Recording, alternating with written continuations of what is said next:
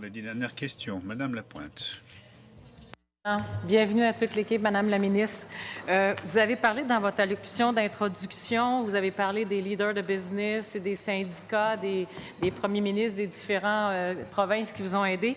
J'aimerais que vous mettiez le comité à jour sur la manière dont vous avez travaillé avec le gouvernement du Québec, principalement, mais aussi avec les syndicats, les industries québécoises, pour entendre les préoccupations au sujet de l'ALENA, la négociation. Comment le gouvernement fédéral, mais aussi le Québec, a été impliqué dans les négociations? OK, merci Linda pour la question et pour votre travail.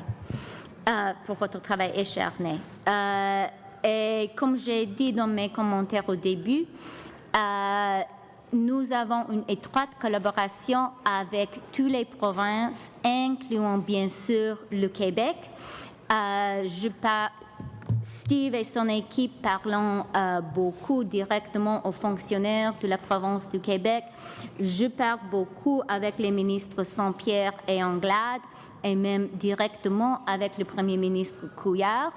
La province du Québec a une représentation très efficace aux États-Unis et c'était un plaisir est très important de travailler avec la province. Nous avons travaillé aussi avec les syndicats, l'industrie du Québec, incluant l'industrie forestière, incluant l'industrie aérospatiale, incluant l'industrie d'aluminium.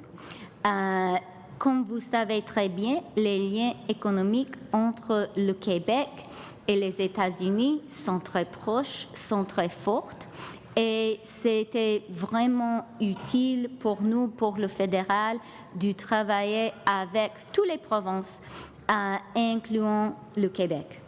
Merci beaucoup. Dans un autre ordre d'idée, il y a plusieurs enjeux à l'intérieur de la négociation de l'ALENA. Il y a certains qui sont un peu plus controversés. Cependant, vous avez déjà parlé du travail effectué sur des questions plus techniques de l'ALENA. Bien que ce ne soit pas toujours aussi intéressant ou excitant, ces chapitres sont souvent très importants pour les entreprises qui font du commerce transfrontalier et qui ont des chaînes d'approvisionnement dans le nord-américaine. Pourriez-vous en dire un peu plus à ce sujet-là? C'est une très bonne question, Linda, et je vois que Steve est très heureux que tu l'as demandé, parce que pour notre équipe des négociateurs, ces chapitres, entre nous, nous parlons de ces chapitres comme les chapitres de modernisation. Ils sont, comme vous disiez très correctement, ils ne sont pas si intéressants pour nos journalistes, mais ils sont très importants pour les Canadiens qui font du commerce entre le Canada et les États-Unis.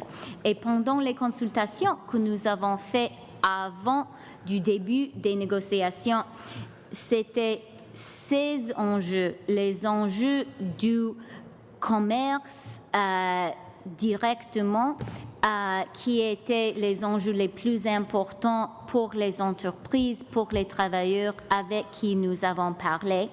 Et je dois dire que nous avons fait du bon progrès sur ces enjeux. Et c'est une des raisons pour lesquelles je suis enfin optimiste en ce qui concerne la négociation sur l'ALENA. Je pense qu'il vaut la peine de souligner que l'ALENA est un bon accord, mais c'était un accord qui était en vigueur pour presque 25 ans. Et maintenant est un moment précieux pour moderniser l'ALENA, pour avoir un accord qui est approprié pour le 21e siècle. Et c'est ce que nous faisons.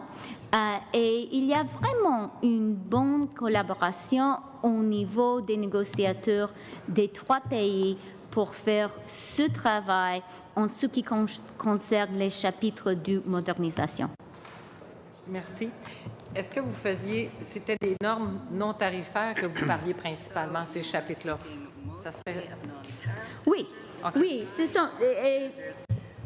Je peux peut-être donner un peu plus de détails.